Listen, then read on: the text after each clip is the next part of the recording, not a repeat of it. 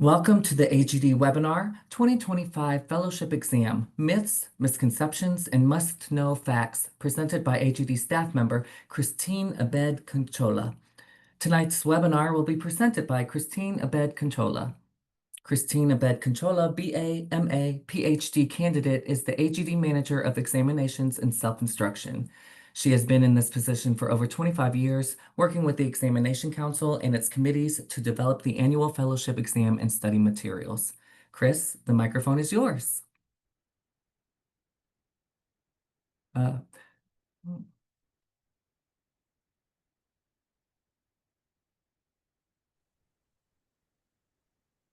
you, Jonathan. So in terms of the fellowship exam, it's one of the requirements to obtain the fellowship award.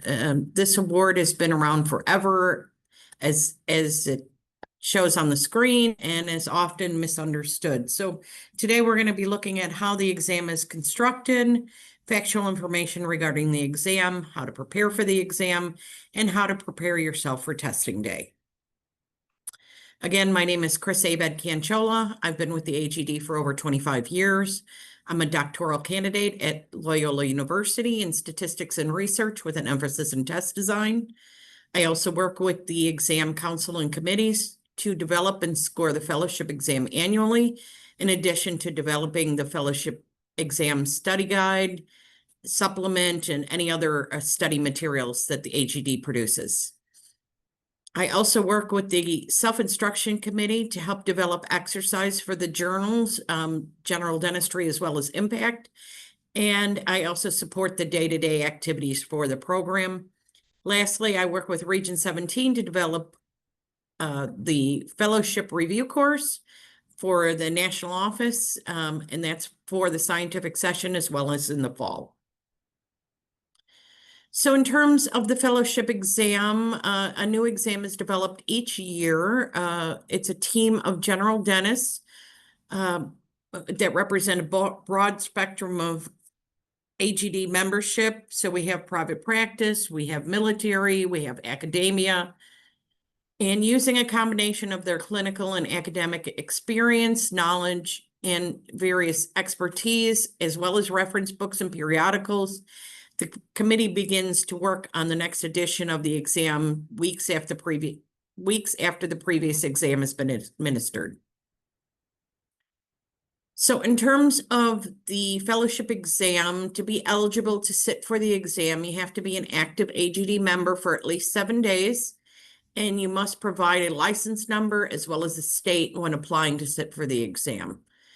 What that means is if you don't have your license as of yet, you would not be eligible for the exam until such time.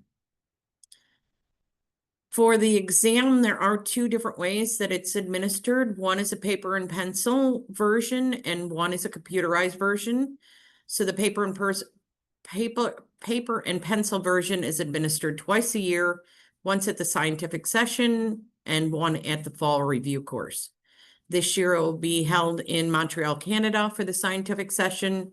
And then you can see next year, Las Vegas, and 2027, Chicago. In terms of the computerized exam, it's administered year-round at Prometric testing sites.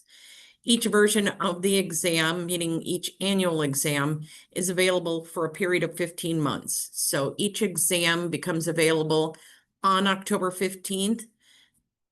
And then it carries through December 31st of the following year. Once January 1st hits, the old exam goes away, and then there'll only be one version of the exam available at that time. So in 2024, we did a job task analysis for the fellowship exam program. A job task analysis is a process that aims to describe the physical actions and cognitive activities involved with or required to complete a task.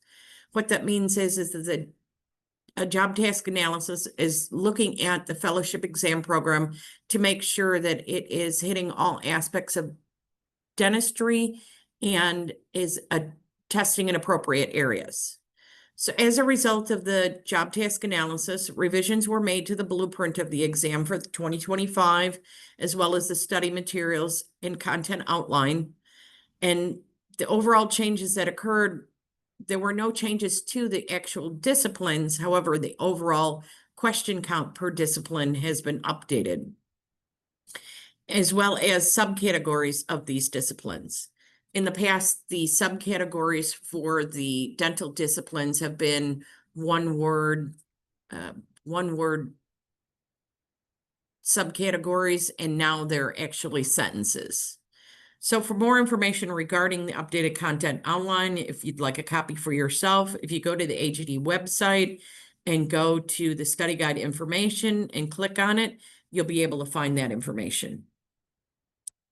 So in terms of the content outline, you can see what the item count was from 24 to 25. Some areas changed a little bit, some changed a little bit more. For example, anesthesia, sedation, pain management, and pharmacology.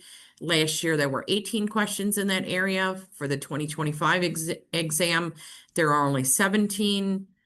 You can see also environmental workplace safety. That took a significant jump from 5 questions to 8 questions. Overall, though, there still remains 252 questions on the exam each year. So in terms of the scoring, the first administration is done right after the administration of the paper and pencil exam at the scientific session. The scoring of the exam is a 4-step process. First, the materials are submitted to our testing company. They score the answer sheets. And then the exam development committee meets to review all the statistical results and make recommendations to the council to remove any items from scoring based on their performance. In addition to the official, they also give recommendations on a passing score to the exam council. So what this means is that the statistics are provided to me and I break them down into layman's terms, and then I present them to the exam development committee and show them statistically what was a good question, what was a bad question, and why. Maybe the question was incorrectly scored or incorrectly keyed. Maybe it was a very hard question and the majority of the people who took that test didn't get that question right. So we look at every question that was considered to be statistically problematic or destructive. Once we've gone through all of that, a report is sent to the exam council. They look at all of the recommendations from the exam development committee in terms of scoring changes. And then they also look at the statistics of the exam and they choose the official passing score. Once this is done, information is sent back to the testing company and they input any scoring changes that have occurred. And then they rerun all of the answer sheets based on the rescoring of the answer key.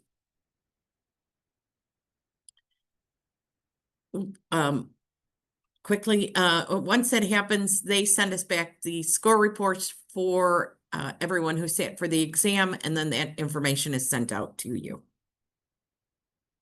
Okay, in terms of myths versus facts, the fellowship exam is offered once a year at the scientific session. Again, this is a myth. The fellowship exam is offered throughout the year in 2 formats, paper and pencil, as well as computerized. Paper and pencil version is offered at the scientific session. However, it's also offered at the fall national review course. In addition, sometimes local constituents will request to host the exam during a review course that they are offering. You should always contact your local constituent to see if they're hosting a review course and if they're going to be hosting the exam as well. In addition to the paper and pencil, a computerized version of the exam is offered throughout the year at AGD's vendor, which is Prometric/SMT. Okay, members must complete 500 hours of their continuing education before they're eligible to sit for the exam. This is a huge myth. The only stipulations in terms of sitting for the fellowship exam, again, is to be a member for at least 7 days, and hold a dental license, and you provide us with your license number as well as the state you hold your license in. Completing 500 hours has never been a stipulation to sit for the fellowship exam. In terms of a member's government issued ID information does not need to match the information on the exam application. Again, this is a myth. A member's information, such as their name and address, must match the information that's submitted on the exam application. Admission to the exam may be denied if the information is is incorrect, especially when taking the computerized version of the exam at a testing center. Prometric is very strict with this. If your information does not match, they have no guarantee you are who you say you are. It could be somebody going in and taking an exam for somebody else.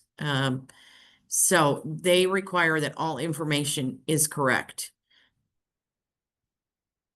If you come to the paper and pencil version, we are also going to require that information to be correct. Please note that if you'd like to have your exam results for the paper and pencil exam mailed to a different address, during the exam, you will be given instructions on how to submit a different mailing address for your exam results. Computerized, you should walk out of the test center with your test results in hand. No special accommodations are given to members for the fellowship exam.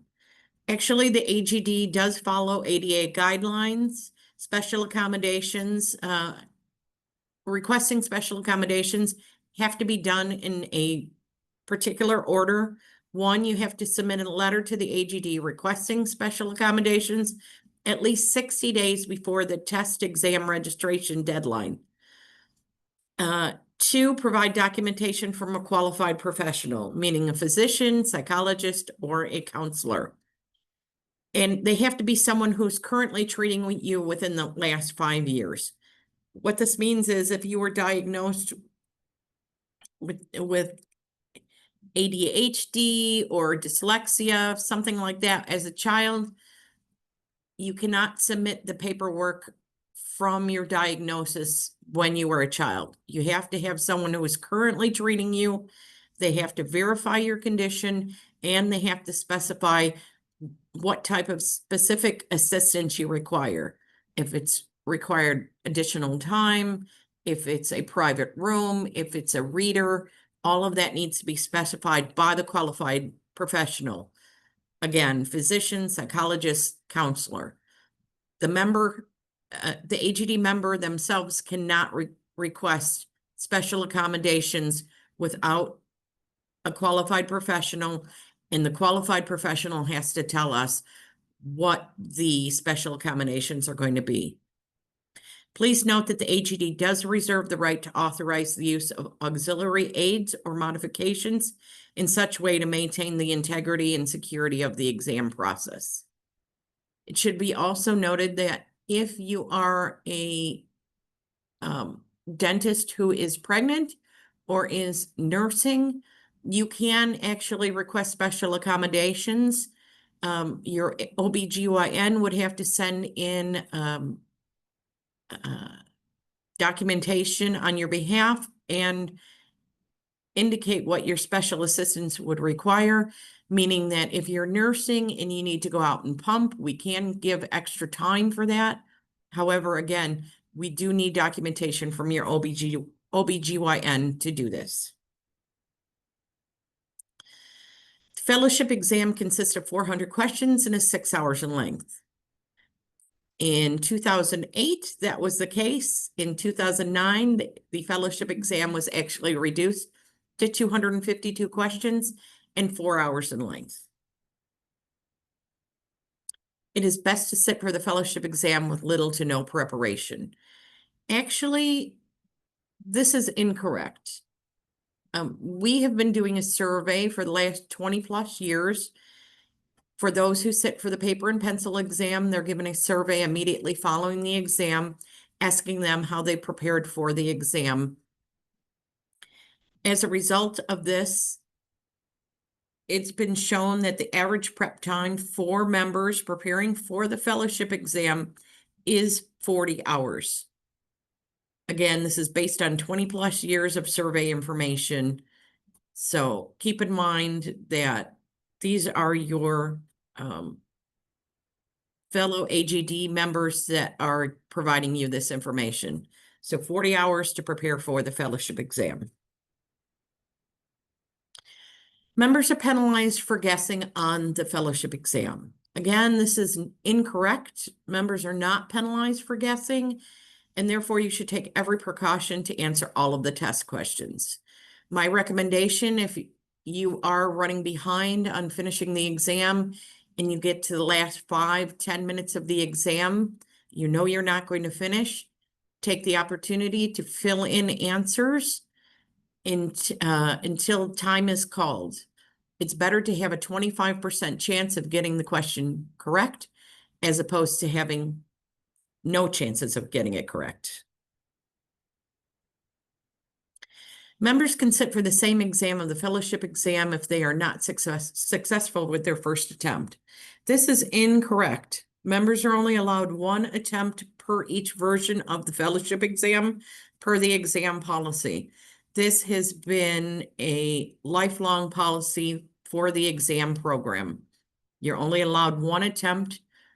There is a new version of the exam each year.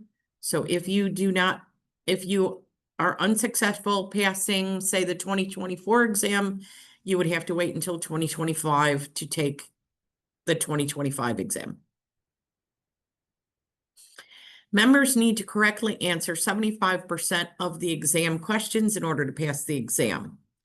Actually, the fellowship exam is fellowship exam passing score is based on a raw score, and it varies year to year based on the statistical analysis of the exam questions.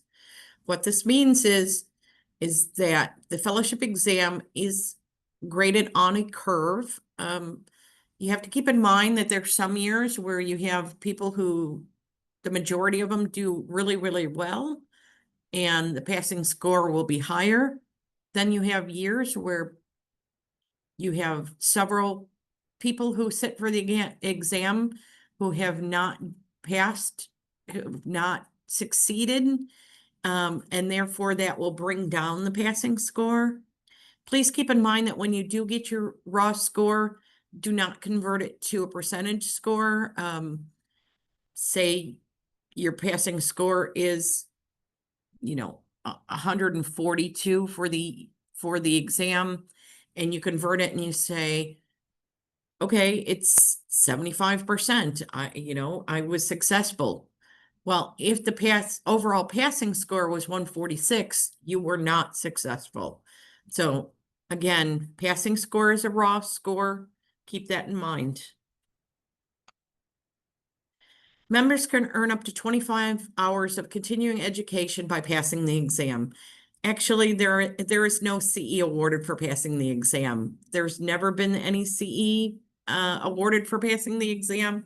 This has been a myth and continues to surface from year to year.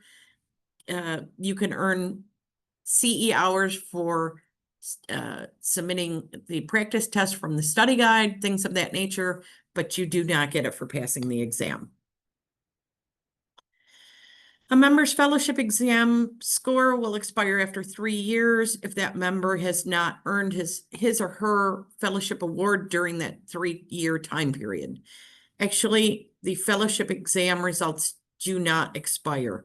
Once a member has passed, he or she has fulfilled their obligation and their requirement for the fellowship award. A member should take the test whenever they're ready, but it's recommended that members sit for the exam the earlier the better, because once you pass it, that passing score is forever. So how to prepare for the fellowship exam? So the National AGD as well as AGD constituents offer review courses that are designed to provide a refresher in 17 different dental disciplines, as well as to assist members in preparing for the fellowship exam.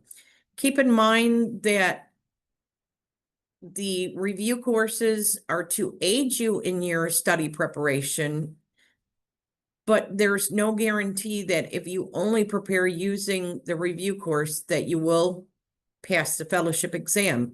You have to keep other things in mind when it comes to taking the exam. The review course is not going to be feeding you the test answers. They're giving you a general knowledge base in which to prepare for the exam.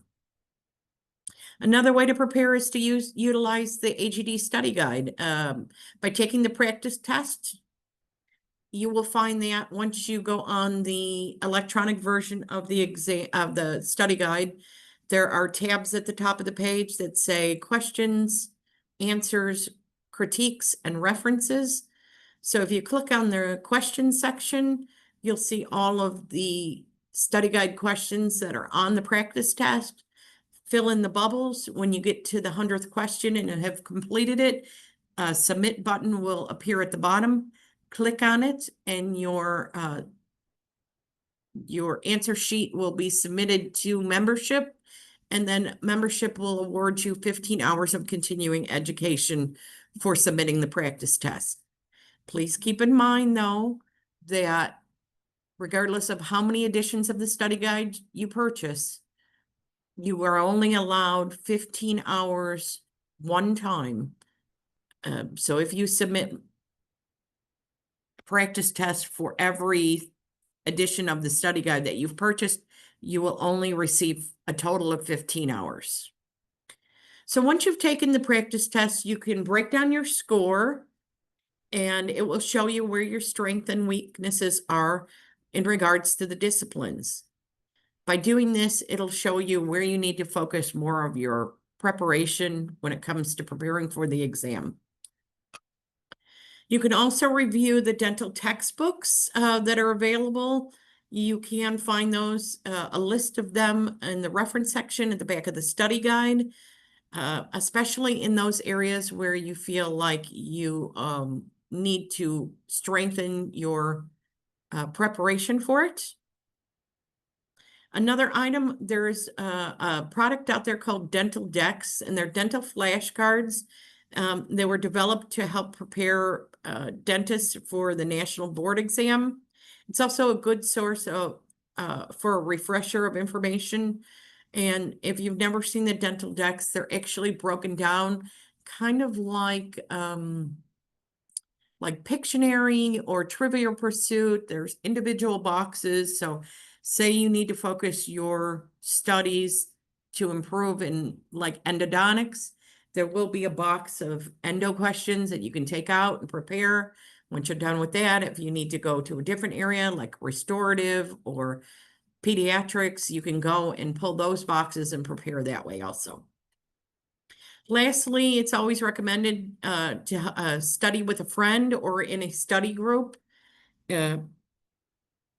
Studying with someone, bouncing ideas off of them and them bouncing off of you will help to improve your preparation for the exam. So how to prepare yourself for testing day? 1, do not walk into the exam unprepared. As I said, average prep time for the fellowship exam is 40 hours. This has been shown for 20 years worth of data from the survey that we give to those sitting for the paper and pencil exam. Another thing to keep in mind is to nourish your mind as well as your body. You should never sit for an exam if you're hungry or overfull. And what that means is if you walk into the exam hungry, your stomach's going to be growling, you could potentially get a headache, it's going to be distracting, and that will help to lose your train of focus. Same thing applies too if you're overfull. Overfull generally means that, some people get warm, their temperature increases, other people get sleepy, it's difficult to focus on something, you know, such as sitting for a test if you're focusing on how tired you are or how hungry you are. So keep that in mind. You should have a light breakfast before you attend an exam. Follow your hunch. So it has been proven that 85% of the time, your first answer is the correct answer. So don't second guess yourself. I have seen it. I hand score several exams throughout the year. And it's been shown where you can see somebody had the correct answer and then at the last moment decided to switch their answer, erased it and moved it over where they would have had it correct if they never changed the answer. So again, 85% of the time, and this has been proven by industry testing standards, 85% of the time, your first answer is the correct answer. Next, a frazzled mind is a cluttered mind. Based on industry testing standards, again, it's recommended that you never cram 30 to 60 minutes before an exam begins. And what this means is, you know, when you cram right before an exam, you tend to panic. And then, you know, right before the exam, you're concentrating in one specific area. As soon as they start that exam, realistically, the only thing that you're going to remember is the last thing that you prepared with. So if you just studied, you know, a section of endo because you were worried about it, you're going to remember that, though you may be foggy on other details when it comes to the endo questions.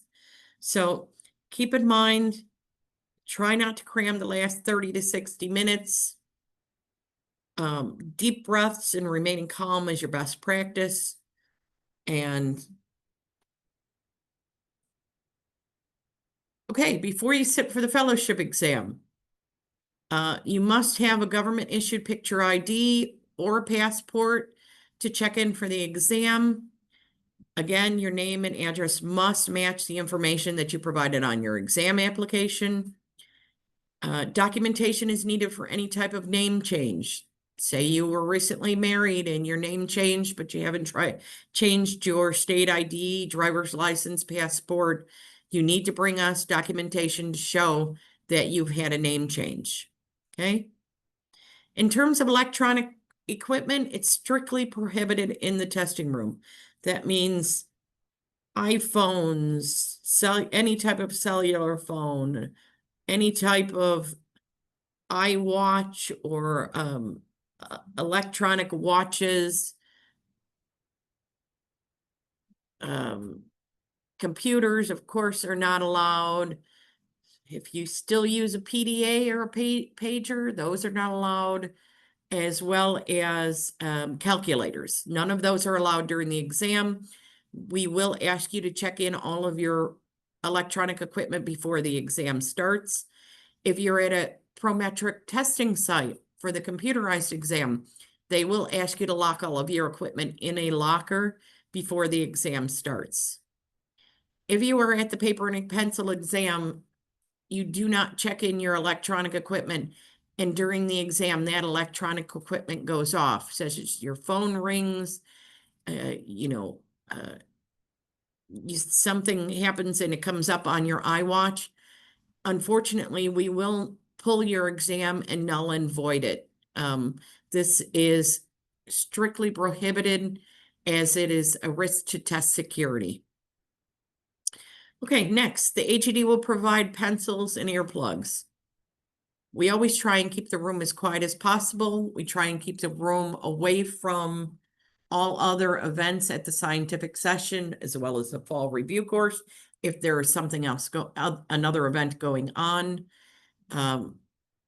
it's not always possible to completely eliminate the extraneous noise. So we do provide disposable earplugs. I say this to everybody that I give earplugs to. They may look like candy, however, they are not. Keep in mind, they are made out of foam. Please do not try and eat the earplugs. Yes, we've had people in the past who've actually attempted them thinking that they were candy. They are just earplugs. Again, we will also provide pencils as well as extra erasers for you. Next, read and listen to all instructions. So there will be verbal instructions as well as written instructions. You must adhere to the instructions. If you do not, then it will cause a problem during the exam. Things like writing your reference number on the answer sheet, writing your reference number on the test booklet, putting any additional comments or questions on the test booklet, things of that nature. So you need to follow all instructions. Most importantly, you need to read inside your honor code. The AGD will not allow anyone to sit for the exam if they have not signed the honor code. The honor code basically lays out information regarding what's considered dishonest behavior, what the actions will be if someone is caught,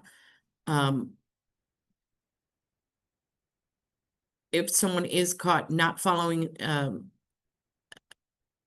participating in unethical behavior, things of that nature. So keep in mind that you have to sign your honor code, and we will check the honor code once it's submitted back to the proctors at the end of the exam. If we open your test booklet and it's not signed, we will ask you to sign right then and there. If you refuse, then we will not score your test booklet. At Prometric testing sites, if you do not click that you agree with the honor code, your exam will not start for you. Lastly, keep in mind, breathe during the exam. Exams can be stressful, especially if you haven't sat for an exam for a long period of time. Just remember, calm, deep breathing. It really helps to get your focus back on the exam. Okay, during the exam, things to keep in mind. There are only 4 answer choices per test question. Do not choose E. If you have time at the end of the exam, and this instruction really applies for those that are sitting for the paper and pencil exam. If you sit for the computerized exam, there definitely will not be an E answer choice. If you sit for paper and pencil, because it's Scantron, it has A through E as the bubbles to fill in. So when you're at the paper and pencil exam, take the last few minutes of your testing time. Look to make sure that you do not have anything marked E. If you do, my recommendation, erase it, move it over as quickly as possible. Because if you mark your answer as E, it's guaranteed that you will not get that question correct. Next, there is only one correct answer per question. It is the best answer choice that's listed on the page, not the best answer choice you think it should be. We only accept those answers that are written out in the testing booklet, meaning if we give you 4 answer choices, those are the only ones that you get. You can't write in the test booklet, this is what I think should have been the answer. It will not count. Okay, you can write in your test booklet, but only the answers or answer sheets are scored. There is no extra time given at the end of the exam to complete the answer sheet. So please fill it in as you're taking the exam.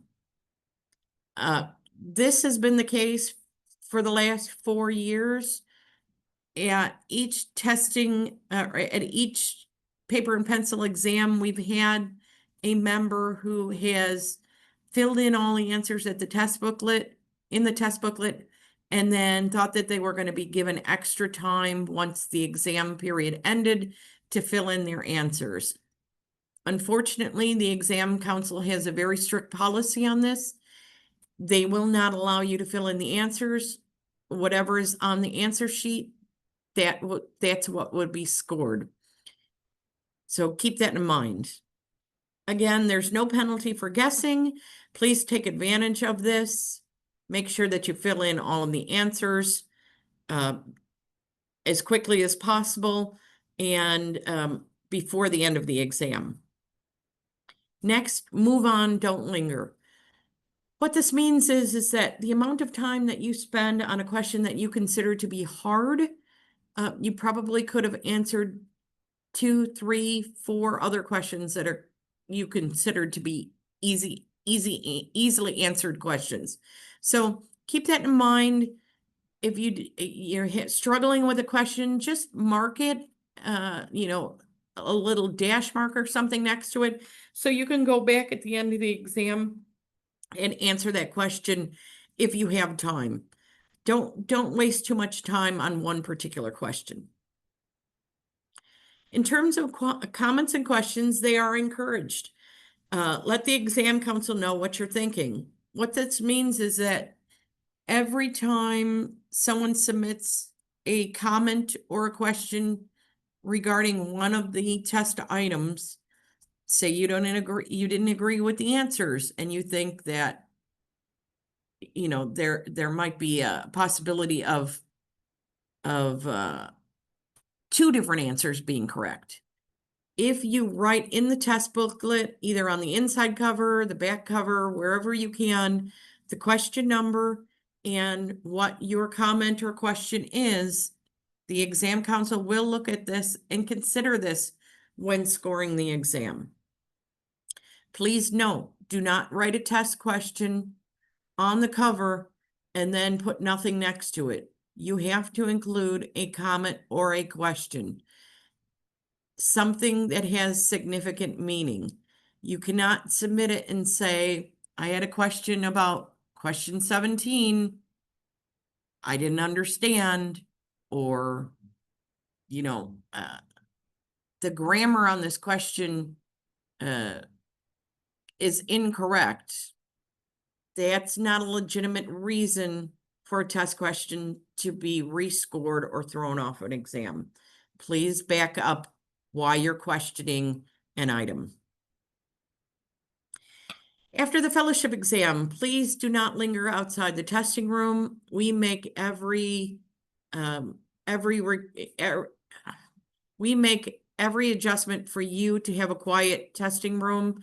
Please have the same respect for those that are still in the testing room after you're done with yours. The results of the AGD scientific session exam take 8 to 10 weeks. The results for the review course in the fall takes 4 to 5 weeks. While the computerized exam, you get your test immediately.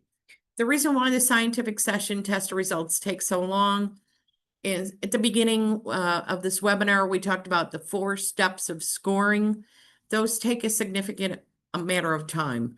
The initial scoring, then for the exam development committee to go look at all the statistics as well as the problematic questions to determine if there needs to be any adjustment in the scoring process. The exam council to look at all the same information and then choosing a passing score, and then the AGD sending these rescoring changes to the testing company so they can rescore the answer sheets. So that does take a significant period of time, 8 to 10 weeks. The fall review course, 4 to 5 weeks. Sometimes it's been as early as 3 to 4 weeks. But just note that it does take a little less time. Results are only sent out to the member who took the exam. This is correct. You cannot call and ask us to send the results to, a professor, your dental partner, your military branch. Unfortunately, we cannot do that. You can request to have an extra score report sent to you. We need a written request sent to education@agd.org, and then we will fulfill that request once we receive your email. In terms of the results, no results are given over the phone, faxed, or email. This is not an AGD policy. This is a state of Illinois policy.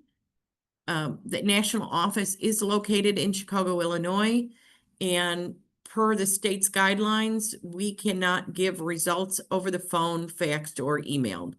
So Please note that they will be mailed to you. If you'd like them, if you'd like your results mailed to a different address, we can do that for the paper and pencil exam.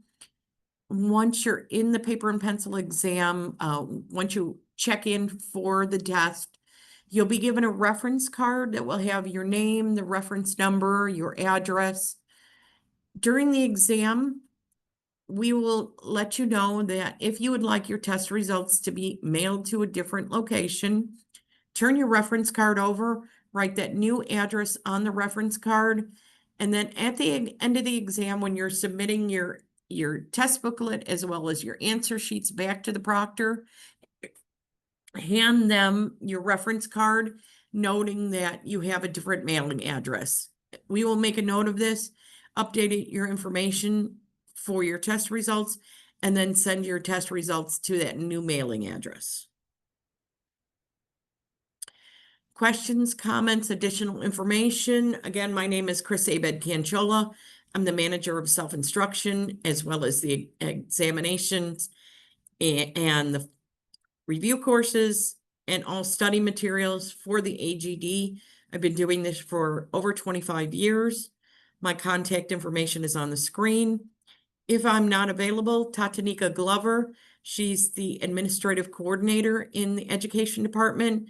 She's responsible for sending out all the test results, processing your exam payments, processing award applications, all things related to the exam and the awards. Tatanika's information is on the screen, and she will also be able to help you. Thank you, Chris. This concludes the presentation. This course is informational only and does not provide any CE. Thank you and have a great evening.